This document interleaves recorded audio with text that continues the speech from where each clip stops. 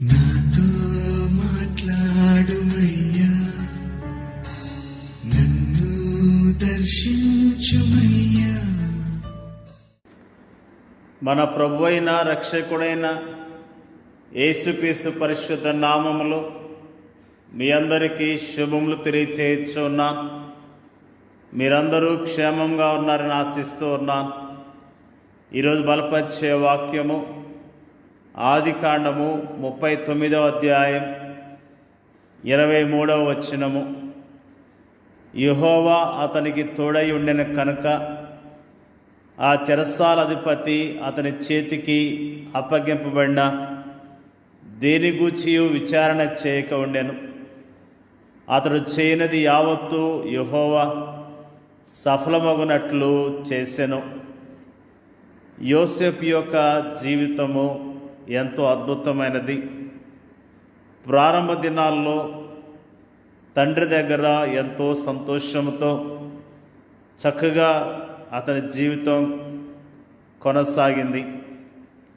అతని తల్లిదండ్రులు ఐశ్వర్యవంతులు, అతన్ని అధికంగా ప్రేమించారు. తండ్రి అతన్ని అధికంగా ప్రేమించాడు. తండ్రి తన కుమారుని పట్ల ఎంతో శ్రద్ధ చూపించినట్లుగా దేవుని యొక్క వాక్యము ఎంతో స్పష్టంగా తెలియజేస్తున్నది. వీటన్నిటికీ మించి దేవుడు అతనికి జ్ఞానము, సామర్థ్యము, అందము, సద్గుణం లాంటి అధికమైన ఆధిక్యతలను ఇచ్చాడు. దేవుని అందలి అతని ప్రేమ అతన్ని అమితముగా ఆశీర్వదించింది. వీటన్నిటి ఫలితముగా అన్నలు అతన్ని ద్వేషించడం ప్రారంభించారు. అక్కడే అతనికి కష్టాలు ప్రారంభమయ్యాయి. యోసేపు ప్రారంభ దినాల్లో సుఖంగా జీవించాడు. కానీ యవ్వన ప్రాయంలోనికి అడుగు పెడుతున్న సమయాల్లో అతని జీవితంలో ఎన్నో కష్టాలను ఎదుర్కొన్నట్లుగా దేవుని యొక్క వాక్యము స్పష్టంగా తెలియజేస్తున్నది. ఆదికాండములో యోసేపు గురించిన విషయాలు మనందరికీ తెలిసినవి. సొంత అన్నలు అతన్ని అమ్మివేశారు. అతన్ని బాగా మాటలతో బాధ పెట్టారు. అతని గురించి మరి చాలా చెడుగా చెప్పుకున్నారు. అంతేకాకుండా అతన్ని అమ్మివేసినప్పుడు అతడు యోసేపు ఐగుప్తుల్లో బానిసగా మరొక వ్యక్తికి అమ్మివేయబడ్డాడు. అతని జీవితంలో అనుకోకుండా వచ్చిన పరిస్థితులు అతన్ని ఎంతగానో కృంగదీసినాయి. మరి ఐగుప్తు దేశంలో అతడు ఒంటరిగా ఉన్నప్పటికీ యోసేపు దేవుని ఆశ్రయించి దేవుని మీద ఆశ పెట్టుకొని జీవించినట్లుగా దేవుని యొక్క వాక్యము ఎంతో స్పష్టంగా తెలియజేస్తున్నది. ప్రతి విషయములో దేవుని సహాయాన్ని పొందుకుంటూ వచ్చాడు. దేవుని యొక్క కాపుదలను పొందుకున్నాడు. దేవుడిచ్చే ఆదరణ పొందుకున్నాడు.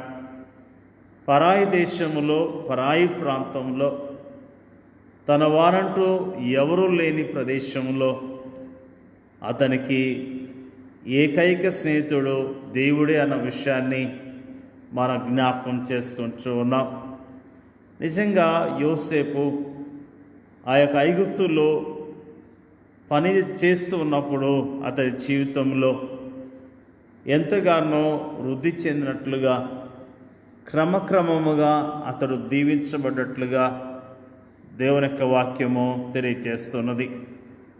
ఊహించని రీతిగా ఆ ఇంటి యజమానురాల ద్వారా పెద్ద సమస్య ఎదుర్కోవాల్సి వచ్చింది.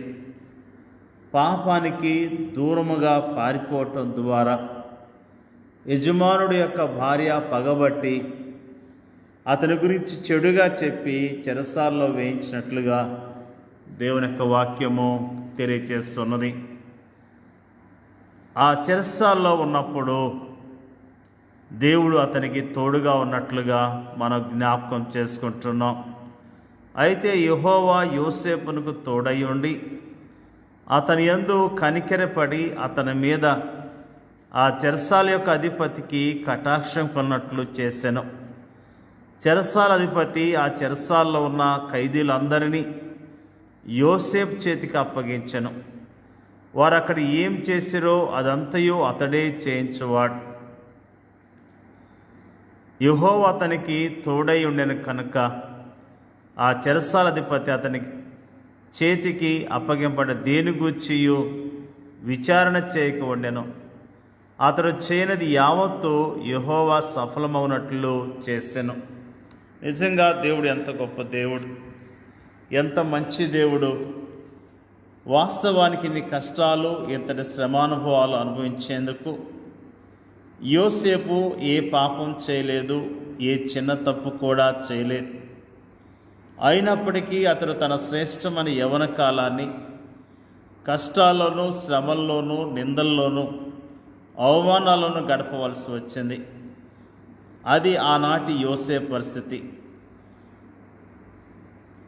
ఆనాటి సామాజిక పరిస్థితికి అతని జీవితం అద్దం పడుతుంది. పరిస్థితులు ఈనాడు ఏం మారాయని, ఈనాటి సామాజిక పరిస్థితి ఏం మెరుగైందని, ఆనాటి మానసిక, కుటుంబ, సాంఘిక, సామాజిక పరిస్థితులే ఈనాడు కూడా ఉన్నాయి. ఈనాడు మనము కూడా అలాంటి పరిస్థితుల్ని ఎదుర్కొంటూ ఉన్నాం. యెహోవా అతనికి తోడై ఉండెను అనే మాటను గమనించాలి. యోసేపు గుంటలోని ఒంటరితనంలోను, బానిసత్వంలోను, చెరసాలను, ఆ తర్వాత ఐగుప్తు పరిపాలనలో కూడా అతడు ప్రశాంతతను, పరిశుద్ధతను ప్రదర్శించడానికి గల తాళం చెవి ఇదే. ఈనాడు శ్రమలను, కష్టాలు మనము ఎలా ఎదుర్కొనగలము? దేవుని వైపు చూడటం ద్వారానే. ప్రార్థన, వాక్యము, నిజమైన విశ్వాసుల సహవాసం ద్వారానే. ప్రార్థన మనకు దైవిక నడిపింపును, శక్తినిస్తుంది. దేవుని వాక్యం మనకు దైవిక జ్ఞానంనిస్తుంది. అభ్యాసం చేత మేలు కీడులను వివేచించుటకు సాధకం చేయబడిన జ్ఞానేంద్రియములు కలిగిన అనుభవజ్ఞులైన విశ్వాసుల సహవాసము మనకు సరియైన సలహాలను ఇస్తుంది. ప్రేమైన దేవుని బిడ్డలారా, యోసేపు జీవితం ద్వారా దేవుడు మనకు అనేకమైన పాఠాలను నేర్పిస్తూ ఉన్నాడు. నిజముగా యోసేపు ఓర్పు కలిగి ఉన్నాడు, ఓర్చుకున్నాడు, ప్రభు కొరకు నిలబడ్డాడు, సాక్ష్యాన్ని నిలుపుకున్నాడు. అతడు ఎంతగానో దీవించబడ్డాడు. ఈ దినాల్లో కూడా మనం ఇలాంటి పరిస్థితులు గుండా వెళ్తున్నప్పుడు మన సాక్ష్యాన్ని కాపాడుకుందాం, మన విశ్వాసాన్ని కాపాడుకుందాం. దేవుడు మనకి ఇచ్చిన పని విషయంలో నమ్మకత్వాన్ని కలిగి ఉందాం. మరి నిజముగా యోసేపు దేవునికి విధేయత చూపించడం ద్వారా ఎంతగానో దీవించబడ్డాడు. దేవుని మాట వినటం ద్వారా దీవించబడ్డాడు. నిజంగా మనం కూడా దేవుని మీద ఆధారపడదాం. దేవుడిచ్చే ఆశీర్వాదాలు పొందుకొని ఆయన కొరకు జీవిద్దాం. దేవుడికి వాక్యాన్ని దీవించునుగాక. పరిశుద్ధుడైన తండ్రి, నీకు స్తోత్రాలు.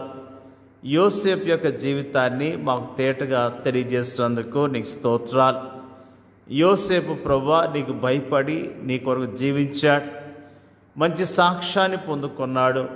అందును బట్టి స్తోత్రాలు తెలియజేస్తూ ఉన్నాం. అన్నదమ్ములు ఎంతగానో క్రూరముగా ప్రవర్తించారు, బానిసగా అమ్మివేశారు. మరి అక్కడి నుంచి ఇంకొక ప్రాంతంలో బానిసగా పనిచేశాడు. మరి అంతేకాకుండా శోధన వచ్చినప్పుడు, సత్యానికి నిలబడ్డప్పుడు అతడు చెరసాల్లో వేయబడ్డాడు. ప్రభువా, నీ కొరకు నమ్మకత్వాన్ని కలిగిన యోసేపు జీవితాన్ని జ్ఞాపకం చేస్తున్నందుకు నీకు స్తోత్రాలు. మేము నీ ప్రజలముగా నమ్మకత్వం కలిగి యోగ్యముగా నీ కొరకు జీవించడానికి మీరే సహాయం చేయండి అయ్యా. స్తోత్రాలు అయ్యా. శ్రమల్లో ఉన్నవారిని జ్ఞాపకం చేసుకోండి, నిందలు అవమానాల్లో ఉన్నవారిని జ్ఞాపకం చేసుకొని మీరు ఆదరించండి అయ్యా. ప్రార్థన చేయించున్నాం. ఎలాంటి శ్రమలు కష్టాలు వచ్చినా ప్రభు మాకు తోడై ఉన్నాడనే ధైర్యం కలిగి విశ్వాసంతో జీవించడానికి నీ కృపను మెండుగా దయచేయమని యేసుక్రీస్తు నామంలో అడుగుచున్నాం తండ్రి. ఆమేన్.